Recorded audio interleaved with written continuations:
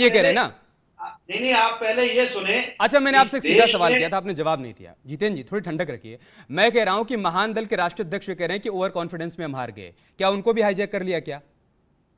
हम आपसे क्या कह रहे हैं, हाँ, इस देश में मोदी जी ने भाजपा को पहले कैप्चर किया और उसके बाद अब देश में सभी संवैधानिक महान दल को भी संस्थाओं पर कर लिया, उनका दबाव है। उसके और अध्यक्ष को भी कोई कर भी लिया व्यक्ति जो बिना आपके साथ मोदी थे। जी के कोई ओपी काम नहीं राजभर कर को भी सकता कर है। लिया, और जिन्होंने कहा कि पहले 2 उत्तर चरणों में ही प्रदेश मैं भाप में गया था कि हमारी हार हो रही है। सबको हाईजैक कर लिया ना? देखिए उत्तर प्रदेश में मशीनरी ने काम किया, सरकार के, केंद्र और राज्य सरकार के दबाव ने काम किया, और उत्तर प्रदेश में लोगों ने माननीय अखिलेश यादव को चुना, समाजवादी पार्टी को चुना। 300 से ज्यादा सीटें हमारी आ रही थी। ऐसी 86 से ज्यादा सीटें हैं जहां 1000-1200 का डिफरेंस है। यही तो दिक्कत हो 27 से गई ना ज्यादा सीटें हैं, निगम 200 सर, से 500 का यहीं पर तो डिफरेंस है। दिक्कत हो गई ये ना सब हमारी कि सीटें चुनाव हैं, से पहले ये सब समाजवादी हमारी पार्टी ने सीटें मान हैं। लिया कि हमारे 300 सीटें आ गई। उत्तर अखिलेश प्रदेश यादव तो में कई बार 400 सीट कह रहे थे। आज कम से कम सत्येंद्र जी ने 300 सीट की बात कही। इन्होंने मान लिया कि 300 तो सीटें आ रही हैं और ये भी कि हम मुख्यमंत्री बन गए हैं। निगम सर, देखिए 300 से क्या इस तरीके से 304 ब्लेम सीटें गेम हम करके लोग आपको जीत लग चुके रहा है थे। कि किसी नतीजे पर विपक्ष 304 पहुंच सीटें पाएगा? हम लोग जीत चुके अब मैं थे। उनसे कह रहा हूं कि महान दल के राष्ट्रीय अध्यक्ष कह रहे हैं कि ओवर कॉन्फिडेंस में हार गए। ओपी राजभर कह रहे हैं कि पहले 2 चरणों में ही मैंने आकलन कर लिया था कि हम हार रहे हैं, और वो कह रहे हैं कि सारी मशीनरी का दुरुपयोग हो गया। देखिए, मैं आपको बताऊं, जब आंगन टेढ़ा होता है तो नृत्य की उम्मीद नहीं करनी चाहिए विपक्ष से। और ये बहुत बड़ी बात है, इनको शायद याद नहीं है, सीएमआई की रिपोर्ट आई थी, उन्होंने बोला था कि समाजवादी के वक्त से जब 18% अनएम्प्लॉयमेंट रेट था वो घट के 4% हो गया। और एनसीआरबी का डाटा है, वो कहता है कि 35% सिर्फ विमेन के खिलाफ, औरतों के, महिलाओं के खिलाफ जो अपराध थे वो कम हुए हैं समाजवादी पार्टी से। उसमें और भी बहुत ज्यादा तथ्य दिए हुए हैं, एनसीआरबी की रिपोर्ट ये लोग पढ़ लें तो पता लग जाएगा। देखिए, जब तक आत्ममंथन, आप आत्मचिंतन ना करके अपनी गलतियां नहीं ढूंढेंगे और सारी दुनिया पे आप आरोप गढ़ेंगे मढ़ेंगे, तो कहीं से कोई समाधान नहीं निकलेगा और ना आप सकारात्मक विपक्ष की भूमिका नहीं निभाएंगे। आप वही संसद में या विधानसभा में शोर मचाते रहेंगे, हल्ला करेंगे, बॉयकॉट करेंगे और सदन से निकल के चले जाएंगे। तो ये सारी चीजें देखिए हमारे लोकतंत्र के लिए अच्छी नहीं होती। हमें उम्मीद है कि समाजवादी पार्टी में या कांग्रेस में जो नेता हैं, जो जो जिनमें थोड़ी सी अभी समझ है, और होंगे, 100% होंगे, वो बाहर निकल के आए, अपनी आवाज ऊंची करें। और ये जो सरकारी तंत्र जो कि इलेक्शन कमीशन के अधीन था इलेक्शन के टाइम पे, वो करवा रहे थे इलेक्शन, जिसमें उत्तर प्रदेश की सरकार में उस वक्त योगी जी का कोई ठीक है सर, कहना नहीं होता है जब उनके इलेक्शन चिंतन की चलता है। चिंता उन्हीं पर छोड़ देते हैं, उनके चिंतन की चिंता उन्हीं जी। पर छोड़ देते हैं।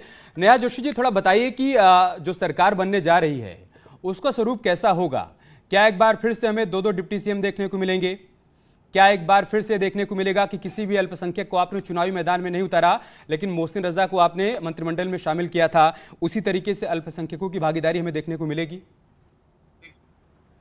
देखिए, जो मंत्रिमंडल, चाहे वो उत्तर प्रदेश की बात करूं या उत्तराखंड की बात करूं या 2 और प्रदेश जहां पर हम चुनाव जीत के आए हैं, उसमें आपको एक ही चीज दिखेगी: सबका साथ, सबका विकास, सबका विश्वास और सबका प्रयास। तो इस चुनाव में हम बहुत सारे अपने एलाइज के साथ चुनाव में गए। विभिन्न तरीके के बहुत सारे वर्ग हमारे साथ नए इस चुनाव में जुड़े। कोशिश रहेगी कि मंत्रिमंडल में सबका प्रतिनिधित्व हो। और सबसे ज्यादा जो आदरणीय प्रधानमंत्री जी ने भी कहा, हमारे राष्ट्रीय अध्यक्ष जी ने भी कहा कि यहाँ पर एक ही क्राइटेरिया होगा, वो होगा मेरिट। जो जनता का विश्वास लेकर आएगा, जो जनता के बीच में एक जनता का नेता बनकर आगे उभरा है, उसी को मंत्रिमंडल में जगह दी जाएगी। बाकी देखिए, 80-20 जैसा तो नहीं किसी भी होगा? प्रदेश में बहुत सारे और समीकरण भी 80-20 बनते जैसा तो हैं। नहीं होगा? कोशिश की पूरा जाएगी कि 100 होगा हर ना? वर्ग को। जी, 80-20 जैसा तो नहीं होगा ना? पूरा 100 होगा, सबकी भागीदारी होगी ना? बिल्कुल, सबकी भागीदारी हमेशा से रही है और इस बार भी होगी। हर वर्ग का प्रतिनिधित्व मिलेगा और जिस तरीके से 2017 से सरकार दी है इन प्रदेशों में, उसी तरीके से आगे भी सुशासन की जो गाथा शुरू हुई है उसको आगे ले जाया जाएगा। ठीक है सत्येंद्र जी, देखिए सरकार किस तरीके से चलानी है इसको लेकर तो वो लोग तैयारी कर रहे हैं, इसीलिए दिल्ली में चिंतन मंथन का दौर चल रहा है। लेकिन विपक्ष में आप लोगों को क्या भूमिका निभानी है, इसको लेकर आप लोगों की क्या तैयारी चल रही है? क्योंकि खबर यह है कि अखिलेश यादव सांसद बने रहेंगे, तो फिर सवाल यह कि विपक्ष में उन 125 सीटों का प्रतिनिधित्व जो आप कर रहे हैं, उन इलाकों की आवाज बनकर कौन अपनी बात रखेगा? उत्तर प्रदेश में इस चुनाव में भारी संख्या में जो जन भावनाएं आहत हुई हैं, जिन्होंने समाजवादी पार्टी की माननीय अखिलेश यादव के नेतृत्व में रोजगार की उम्मीद महंगाई को कम करने की उम्मीद और उत्तर प्रदेश की बदहाली को खत्म करने की उम्मीद से, उत्तर प्रदेश के सही और सच्चे और धरातल के डेवलपमेंट की उम्मीद से जो वोट दिया था, जो मैंडेट दिया था, जिसका रास्ते में हरड़ हो गया, उत्तर प्रदेश में ऐसे जो आहत लोग हैं उनकी आवाज जब भी कहीं कोई अन्याय, अत्याचार, अपराध होगा, सरकार कहीं भी किसी के साथ भी क्रूरता के साथ अगर पेश आएगी, समाजवादी पार्टी इस वक्त 24/7 मूड में आपको वहां पर नजर आएगी, चाहे सड़क पर हो, चाहे सदन में हो, उत्तर प्रदेश के अखिलेश जी विधानसभा में नजर आएंगे या नहीं? अखिलेश जी अरे आप विधानसभा में कैसी नजर बात आएंगे? करते हैं आप? तो ऐसी बात, समाजवादी पार्टी जो है, समाजवादी पार्टी का प्रत्येक व्यक्ति अखिलेश यादव जी है, समाजवादी पार्टी का प्रत्येक विधायक माननीय अखिलेश यादव है, समाजवादी पार्टी का प्रत्येक नेता माननीय अखिलेश यादव है। मैं आपकी इस बात पर कहूं कि आप कैसी बात करते हैं, तब गजब हाल है। मैंने आपसे सीधा से सवाल किया कि सांसद बने रहेंगे या विधानसभा में आएंगे, तो आप कह रहे हैं कैसी बात कर रहे हैं।